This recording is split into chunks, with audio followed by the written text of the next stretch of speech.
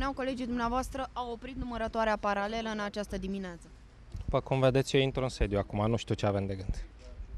Dar ce ar trebui să facă PSD? Am auzit la dumneavoastră, m-am uitat la televizor ce au zis colegii mei mai în vârstă. Eu nu sunt așa de în vârstă, eu știu un singur lucru. Că am o datorie față de copiii mei să scap România de Traian Băsescu. N-am reușit acum, o să o facem peste câțiva ani. E păcat, dar asta trebuie să facem. O opinie despre răsturnarea de situație, cel puțin după cum arată Becu, aveți? E foarte clar că am câștigat la vot, iar la ei sistemul a funcționat mai bine. S-a întâmplat lucrul ăsta și pe vremea lui Ceaușescu. Până la urmă a căzut și Ceaușescu. O să cadă și Traian Băsescu, iar eu îmi permit față de mulți din colegii mei să mă bat în următorii ani ca să-mi fac această datorie față de, în primul rând, față de oamenii în care cred. Ce înseamnă că sistemul a funcționat mai bine? Care sistem? Sistemul de furt și de fraudare și de cumpărarea voturilor. Știam asta, știam că ne batem cu ei în felul ăsta.